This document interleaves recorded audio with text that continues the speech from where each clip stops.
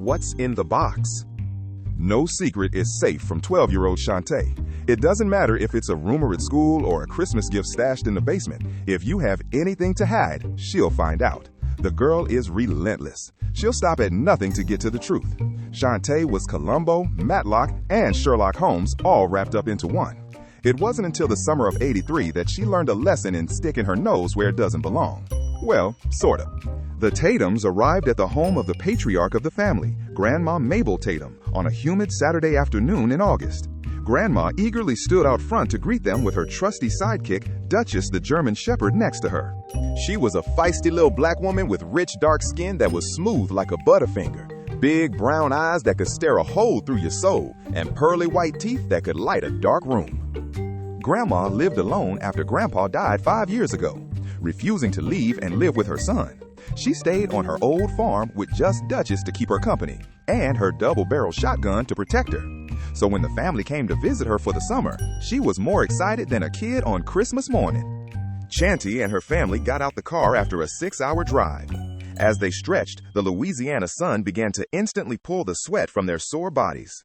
With her lip poked out, Chanty wiped the sweat from her caramel skin as she strolled across the gravel driveway. A fly landed on her round nose, and she swatted it away in disgust. Her hazel eyes looked in every direction, and there was nothing but farmland as far as the eye could see. The gusty winds almost blew her skinny frame over.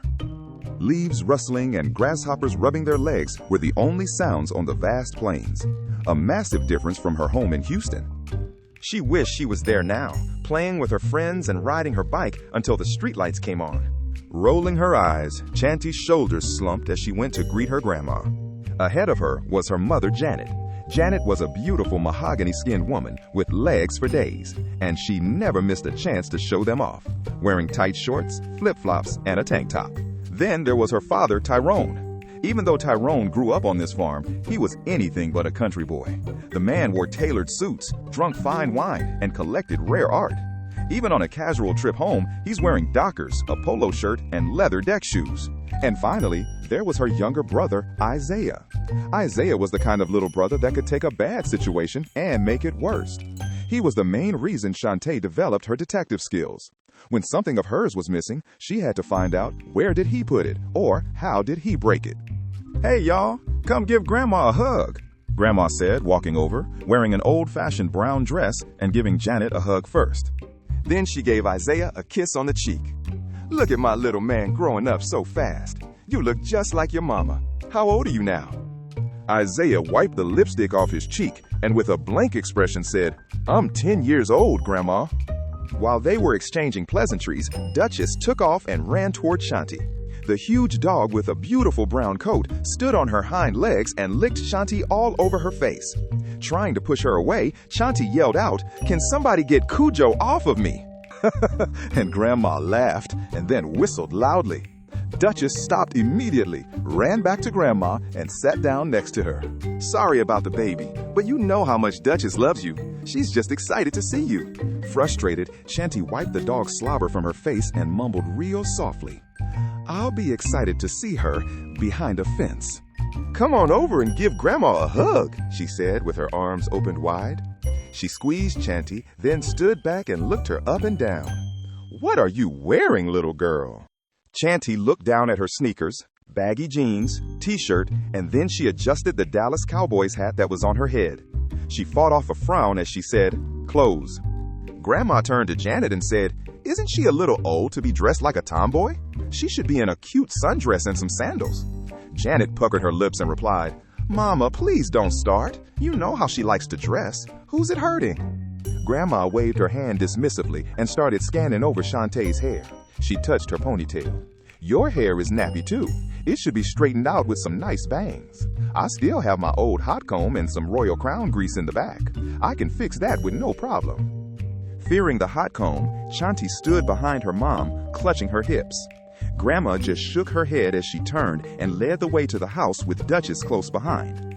Chanty sighed and thought to herself, "This is going to be a long week." They climbed the steps of the front porch to the gentle sound of wind chimes. A couple of rocking chairs and a table with a vase and flowers decorated the front porch. The house was ancient. The old wood planks creaked with every step as they walked across the porch. Grandma pushed open the door, and the first thing to greet them when they walked into the house was the sumptuous smell of food simmering in the kitchen. "Mama, is that what I think it is?" Tyrone asked as his nose led him into the kitchen. Grandma smiled. "Yes, it is. Oxtails, greens, candied yams, and corn on the cob fresh from the fields. All my son's favorites." Tyrone gave his mama a big kiss on the cheek. "Only thing I got to do now is finish making the cake," Grandma said before looking at Shantae. "You can help me." Shantae reluctantly nodded as she was thinking to herself, "There's nothing else to do, and maybe she'll forget about straightening my hair." "I got everything set up for y'all. Fresh linen and towels on the beds," Grandma said, pointing to the back rooms. "Y'all get settled in while me and Tay-Tay make the cake and finish dinner." "Okay, Mama," Tyrone said, scooping up all the bags and leading Janet and Isaiah to the back bedrooms. Grandma looked at Shanti and asked, "What's your favorite cake?" Shanti thought about it for a second. "Caramel cake." "That's what I thought, and that's what we're going to make," she said with a grin as she reached into the cabinet for a mixing bowl. Then she went into the fridge for eggs, buttermilk, and butter. "Do me a favor and get me the baking powder and vanilla extract out the pantry." Shanti opened the pantry door and stepped inside. Her eyes scanned the well-organized shelves, looking for the ingredients and whatever else caught her attention. The vanilla extract and baking powder were eye level, the first thing she saw when she opened the door. Grabbing it, she continued to snoop. She wanted to see what other treasures were in there. She saw a box on the bottom shelf. Looking over her shoulder to see if Grandma was coming, she opened the box. It was a bunch of old recipes written down on spiral notebooks. Quickly closing it, she put it back exactly like she found it.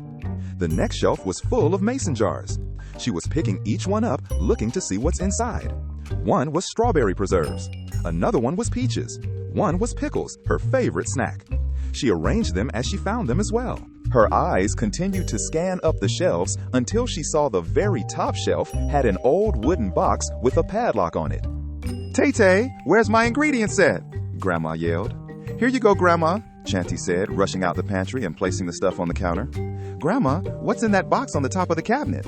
"None your business," she said. Then she motioned for Shanti to come over. "Now, pay attention. I'ma turn you into a young lady if it kills me. Before you leave, you gonna learn how to cook and clean." Grandma started showing her how to make the cake, but all Shantae could think about was what was inside that box. Grandma's words sounded like the adults on Charlie Brown, womp womp womp. All through the baking, cooking, setting the table, eating dinner, and doing the dishes, the only thing that was on Shanti's mind was how she was going to get into that box. After dinner, her mom and dad went into their room and took turns taking showers. Isaiah was in the backyard playing on the swing. Shanti was sitting on the couch watching the only television in the house. And the only thing on was a rerun of Gilligan's Island. Shanti watched closely as Grandma gave Duchess some dog treats and placed them on the counter. Then Grandma went into the pantry, pulled a key out of her housecoat, and unlocked that box on the top of the shelf. Shanti creeped over to see what she was getting out. She pulled out an old Folgers can and another small tin can. Then Grandma strolled to the front door and went outside. Shanti creeped to the window and peeked through the curtains. She was dying to see what Grandma had in that can. "Tay-Tay," her mother called out, walking into the living room. "It's time for you to take a bath and get ready for bed." "But Mama," Shanti said with a frown and her head cocked to the side. "Little girl, you better get in that tub right now," Janet commanded as she pointed to the bathroom. "Yes, ma'am." Shantae's head lowered as she strolled into the bathroom. She took a bath in record time and put on her pajamas. Soon as she finished, she sprinted like Carl Lewis to the front porch to find Grandma.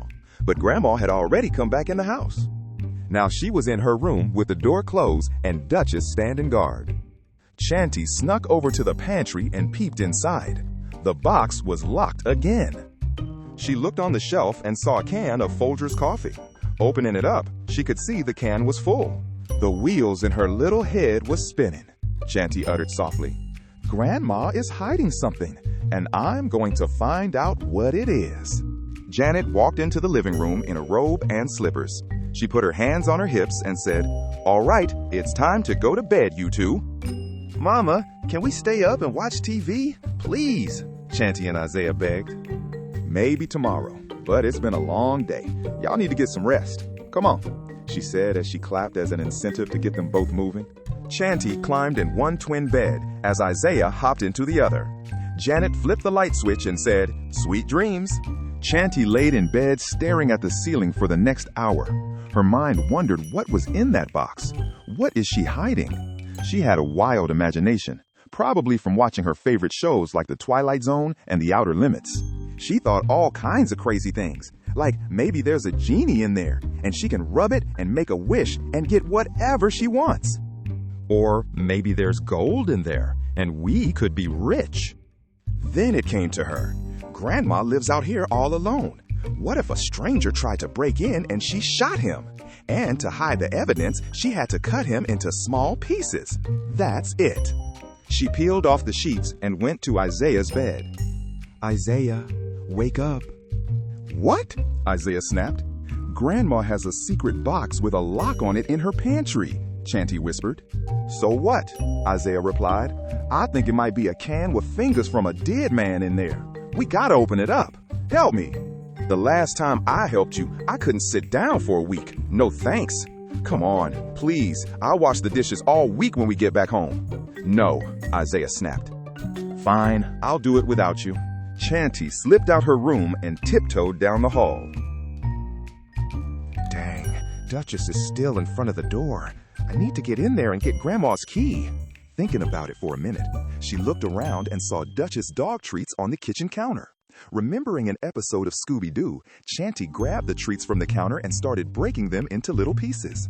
Then, starting from the back door, she placed the treats like a trail of breadcrumbs along the hardwood floors. Hunched over, she leaned close to the dog and whispered in her sweet little girl voice, whispering, "Duchess." Chanty had a treat in her hand, waving it in front of the dog's face, saying, "Here, girl, here, girl." When Duchess came to retrieve the treat, Chanty tossed the piece toward the beginning of the trail she set. Duchess trotted over, and Chanty carefully opened the bedroom door to find Grandma dead asleep. She tiptoed across the floor and to her nightstand.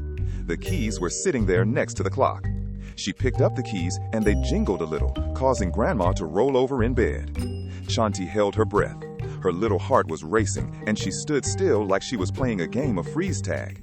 As Grandma settled back in, Chanty quickly exited the room and closed the door. Clutching her chest, she breathed a sigh of relief.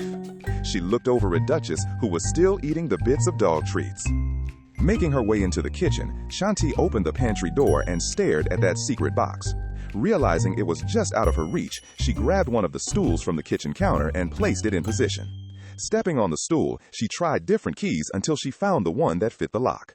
Opening the door, she grabbed the can and held it like a prize trophy. She was so nervous from sneaking into her grandma's room, she didn't realize how sweaty the bottom of her feet were as she tried to step down from the stool. The stool began to wobble underneath her, swaying back and forth until it finally tipped over. She fell to the floor and the contents of the can spilled all over her. Duchess started barking loudly, waking up the whole house. Tyrone and Janet came running into the kitchen and flipping on the lights. "What happened?" Tyrone asked with a confused look on his face as he saw his daughter lying on her back, her nightgown covered in a nasty, slimy, black liquid. Grandma walked in the kitchen, saw the scene, and as she said, "Looks like Chanty found my Copenhagen snuff and spit jar." Chanty sat up with disappointment. Her ego was more bruised than her bottom as she watched her family getting a laugh at her expense. She couldn't believe how wrong she was. She admitted to herself for the first time that her imagination was out of control. She rose to her feet, wiping her pajamas off in frustration. Then, Chanty noticed Grandma scurrying over to close up the box, like she had something to hide. But before she could, Chanty's keen eyes had noticed that the secret box had moved when she fell, and she saw another secret compartment behind it. She thought to herself, "I knew it." The end.